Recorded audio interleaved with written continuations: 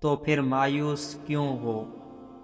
تم اس پر یقین رکھو، ایسا یقین جو ہر شک سے پاک ہو۔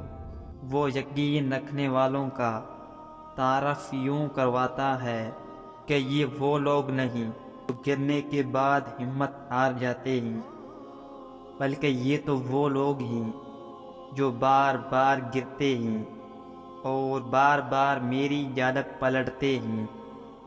وہ یہ نہیں کہتے کہ ایسا کیوں کیا یا رب تو نے، وہ سوال نہیں کرتے، وہ تو بس میرے جواب کا انتظار کرتے ہیں۔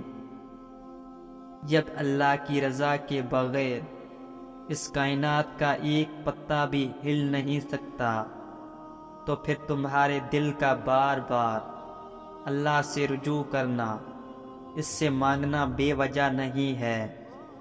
جو ہاتھوں میں اتنی جان ڈال دیتا ہے کہ وہ دعا کے لیے اٹھ سکیں، وہ پھر ان اٹھنے والے ہاتھوں کی لاج بھی رکھتا ہے۔ جب تم گہرے درد میں سوالی بن کے اللہ کے سامنے جاتے ہو، جب تم بے بیاں خاموشیاں کے لیے اللہ سے فریاد کرتے ہو، جب تم اپنی خطاؤں کی ٹوکری لے کے اس سے رحم کی بھیک مانگتے ہو، تو وہ اپنی ساری رحمت سمیٹ کے تمہارا استقبال کرتا ہے، اپنے پرسکون سی یاد میں لپیٹ کے دنیا کے ہر درد سے آزاد کرا دیتا ہے، اپنے نور سے تمہارا بکھرا ہوا دل پر نور کر دیتا ہے۔ بس اس کی طرف آنے کی ذرا سی دیر ہے۔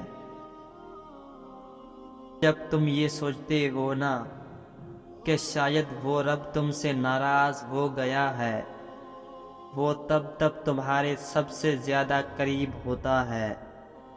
وہ اپنی ناراضگی کا خیال لاڈ سے ڈالتا ہے اپنے بندے کے دل میں، تاکہ اس کا بندہ بھاگ کر اپنے رب کی بارگاہ میں حاضر ہو جائے اور اس سے اپنی ساری باتیں بیان کر دے۔ وہ تمہیں تم سے زیادہ چاہتا ہے، اس کی محبت سے مایوس نہ ہوا کرو۔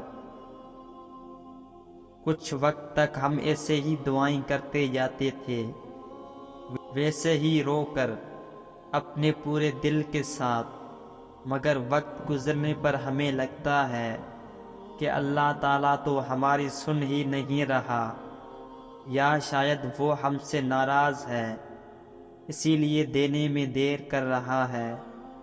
اور اسی طرح کرتے کرتے ہم ہار مان جاتے ہیں اور اس سے مانگنا ہی چھوڑ دیتے ہیں۔ مشکل وقت میں آگے پیچھے کسی کی راہ مت دیکھیں، کوئی نہیں آنے والا، اللہ سے رجوع کریں، کیونکہ جہاں انسان کا حوصلہ ختم ہوتا ہے، وہاں سے رحمت خداوندی شروع ہوتی ہے۔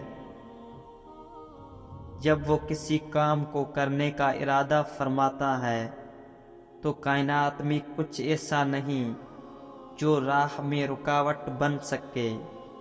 یہی اس کی شان ہے کہ جب وہ نوازنے پہ آتا ہے تو انسانی عقل حیران رہ جاتی ہے۔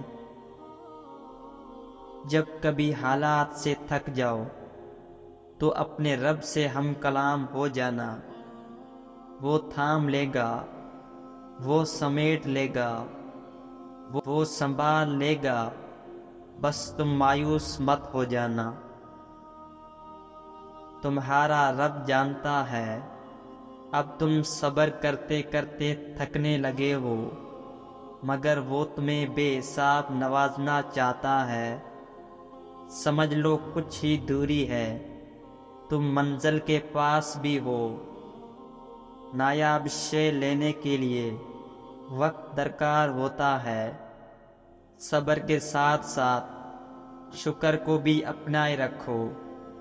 وعدے کا وقت بہت قریب آ گیا ہے۔